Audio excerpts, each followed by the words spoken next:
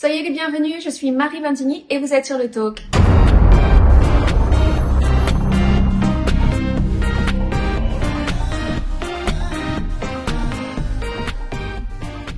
En premier lieu, je tiens véritablement à vous présenter mes excuses pour la qualité médiocre du son sur cette vidéo et les deux prochaines qui vont venir, tout simplement parce que mon micro m'a lâché juste au moment d'enregistrer la vidéo. Évidemment, c'est toujours comme ça. Et ma non-prévoyance sur le sujet fait que je n'ai pas de micro de rechange chez moi. Et aujourd'hui étant la seule journée où j'ai du temps libéré pour pouvoir vous filmer ces vidéos, si j'avais dû les refilmer une fois que j'aurai un nouveau micro, cela devrait attendre les 15 prochains jours. Et étant donné l'urgence absolue des sujets que je dois traiter avec vous ces prochaines semaines, je ne peux pas reporter le tournage, raison pour laquelle, voilà, je suis désolée, la vidéo aura ce son-là. Je crois malgré tout qu'il est suffisamment audible pour permettre de véhiculer mon message. Nous allons tout de suite rentrer dans le vif du sujet avec ce Summit of the Future qui s'est tenu en septembre dernier à New York et qui a rassemblé les Nations Unies. Vous le savez, je le dis souvent sur cette chaîne, nous sommes véritablement en train de vivre, d'expérimenter, de voir se dérouler sous nos yeux les temps de la fin, de voir se dérouler sous nos yeux tout ce que la parole de Dieu avait annoncé sur les temps dans lesquels nous sommes. Et s'il y a peut-être 15, 20, 30 ans, quand nous disions ces mêmes choses que nous disons aujourd'hui, on pouvait peut-être passer pour des illuminés, des huluberlus, des complotistes, voilà, des fous. Aujourd'hui, on s'aperçoit qu'il y a une écoute plus attentive des gens non initiés à ces choses, des gens qui ne sont pas chrétiens, des gens qui n'ont pas eu la révélation de Dieu, des gens qui n'ont pas eu la révélation de Christ en tant que leur Seigneur et Sauveur, qui sont plus attentifs à nos propos. Parce qu'il est indéniable de constater que nous voyons des choses absolument ahurissantes dans ce monde se mettre en place, où les valeurs sociétales sont complètement renversées, où le bien est appelé mal, le mal est appelé bien, il n'y a plus de justice, il n'y a plus d'équilibre. Le monde est complètement en train de se perdre. Et ça, les gens le voient. Les gens l'ont bien vu avec la cérémonie d'ouverture des Jeux Olympiques, où finalement, cela, aussi diabolique cela fut-il, ça a en tout cas permis d'ouvrir les yeux à des millions et des millions de personnes et des millions d'inconvertis à travers le monde. Et ce que nous disions il y a quelques années, qui relevait de la théorie du peut-être cela va arriver, aujourd'hui c'est en train d'arriver. Il ne s'agit donc plus d'une interprétation, il ne s'agit donc plus de prédiction ou d'anticipation de ce qui pourrait se passer, mais nous sommes véritablement en train de voir se dérouler sous nos yeux les promesses, les prophéties bibliques apocalyptiques. Et donc, ce sommet pour le futur 2030, Summit of the Future 2030, qui s'est tenu donc avec les Nations Unies en septembre dernier à New York et qui est parfaitement édifiant. Je l'ai survolé, je l'ai pas lu en entier parce qu'il fait un peu plus d'une 60aine de pages, mais vous pouvez le faire si vous parlez anglais et que vous avez du temps. Il est disponible et téléchargeable en ligne. Et avec vous, dans cette vidéo, je vais surligner quelques passages de ce pacte. Ce n'est pas un mot que moi j'ai donné pour rendre plus dramatique la chose. C'est véritablement comme ça qu'il s'appelle le pacte du futur, où les Nations Unies ont été invitées lors de ce sommet à prêter allégeance. Encore une fois, ce ne sont pas mes mots, ce n'est pas mon interprétation, c'est factuel. Ils ont été invités à promettre, très exactement, allégeance à ce pacte du futur, qui est donc un pacte qui a été ratifié en premier lieu pour garantir d'ici 2030, je cite, ce ne sont pas mes mots, la paix et la sécurité dans le monde. Sans plus tarder, rentrons tout de suite dans le vif du sujet. Vous prenez la première page, vous pourriez finalement déjà vous arrêter là. World Leaders, donc les leaders du monde entier, adoptent un pacte pour le futur, a pact for the future, un pacte for the future qui inclut un contrat digital mondial et une déclaration pour les futures générations. Ce pacte couvre un large panel de thèmes incluant Peace and Security, la paix et la sécurité, gardez ça en tête, on va y revenir. Le développement durable, le changement climatique, la coopération digitale, les droits humains, les genres, forcément, la jeunesse, les générations futures et la transformation of global governance, la transformation du gouvernement mondial. Ce ne sont pas mes mots, ma Marie, tu nous parles du gouvernement mondial, oh là là, d'un seul leader, global governance. On continue? Vous savez, la Bible est très claire sur le fait que dans les derniers jours, nous verrons précisément des choses se mettre en place, être implémentées, être ratifiées, des pactes se mettre en place pour mettre en œuvre justement ce gouvernement mondial. Et vous me direz, oui, mais cela va prendre du temps. On va pas voir arriver la chose comme ça du jour au lendemain. Détrompez-vous, cela peut arriver du jour au lendemain. L'enlèvement est si proche, si proche. Les choses sont véritablement en train de se passer sous nos yeux. Pourquoi je dis que ça peut se passer du jour au lendemain? Tout simplement parce que vous aurez l'impression que ça se passe du jour au lendemain.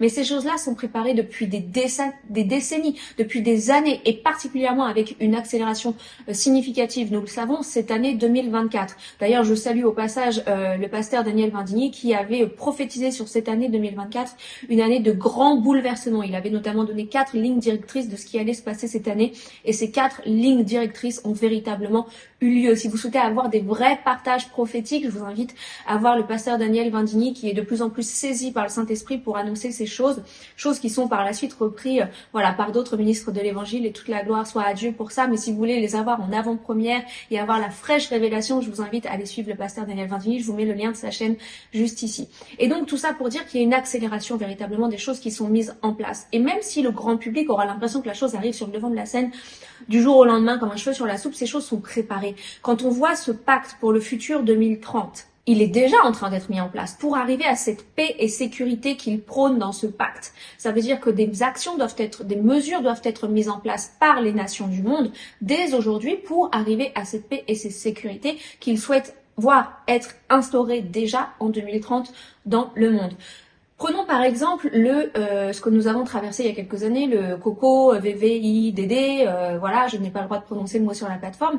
Voyez à quelle vitesse les nations du monde entier ont pu soumettre le peuple, ont pu soumettre l'humain à se conformer à un certain nombre de règles et de mesures obligatoires, à être, je peux pas utiliser le mot, à être gardés de force chez eux, sans que personne ne bronche, sans que personne dise rien. Pire, les gens qui, comme moi, comme mon papa, comme plein d'autres, ont osé se lever contre ces mesures absolument ahurissantes, ont été traités de toutes sortes de noms. Et on voyait aujourd'hui que tous ces gens, précisément, moi y comprise, avions raison. Eh bien, voyez-vous, en quelques semaines, ils ont réussi à enfermer le monde entier.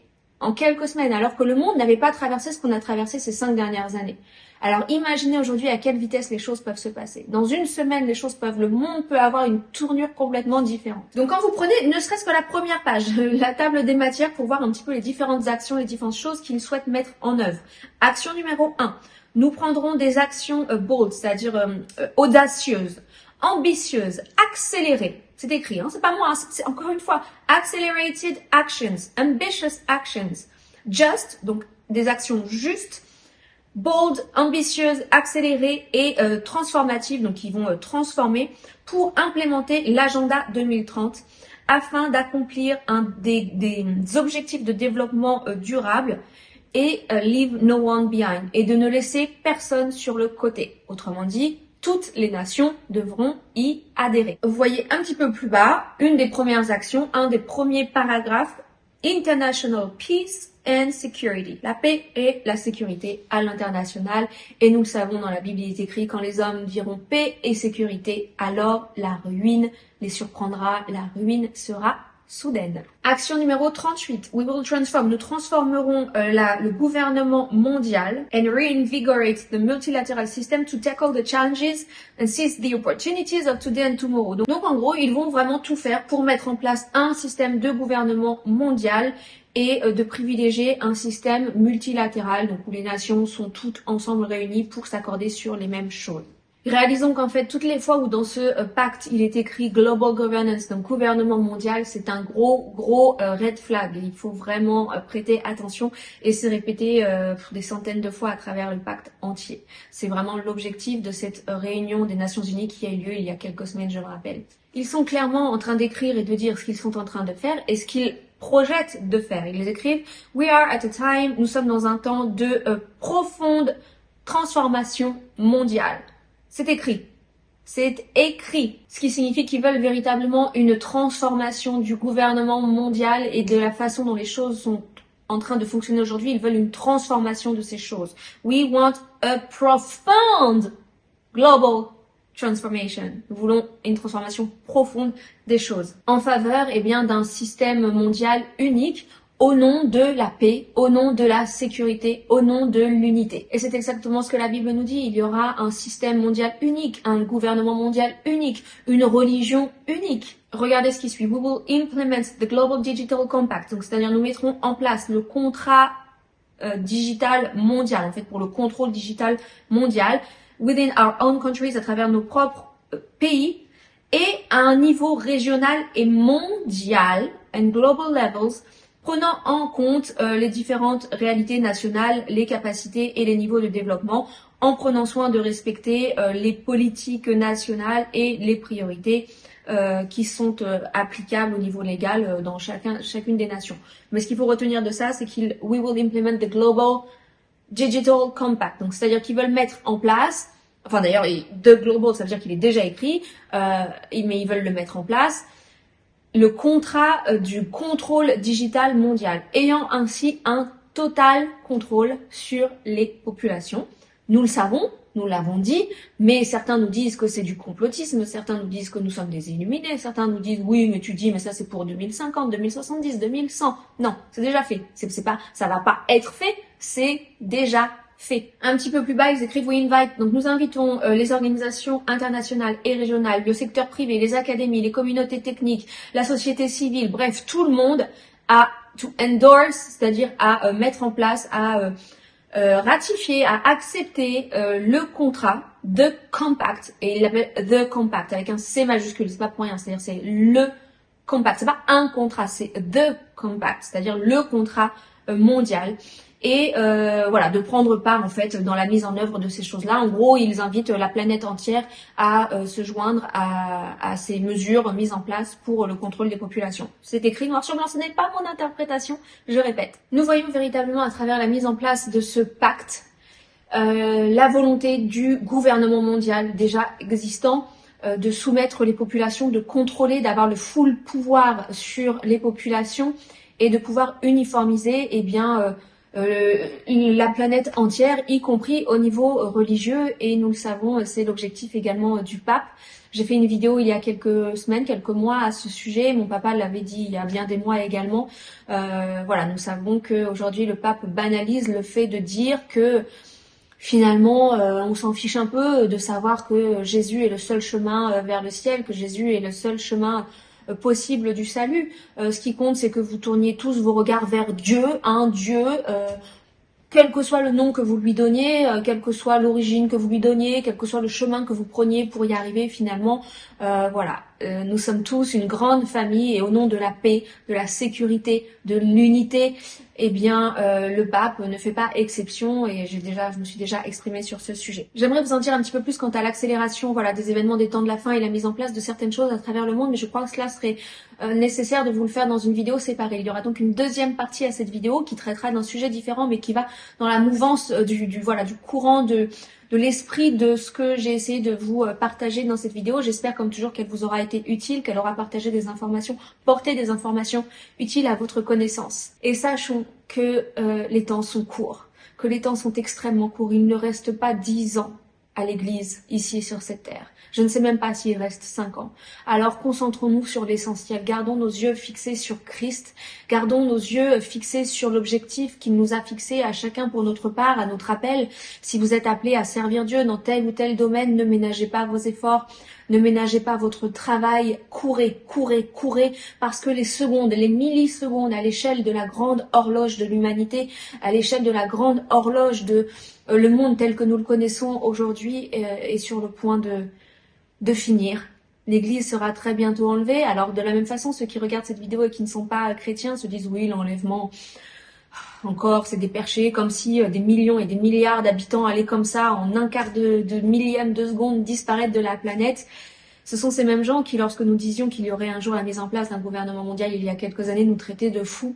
Alors croyez bien que quand on vous dit qu'il y aura un enlèvement de l'église, il y aura bien un enlèvement de l'église et des milliards d'habitants, effectivement, des chrétiens nés de nouveau, vont disparaître de la terre très très très très très bientôt. Quand vous verrez ces choses arriver, inquiétez-vous. Et ça fera l'objet de ma suite de vidéos. Je vous donne rendez-vous la semaine prochaine pour un nouveau partage, un nouveau contenu. Je vous remercie de m'avoir suivi comme à mon habitude. Je vous bénis et je vous dis à très bientôt. Bye bye.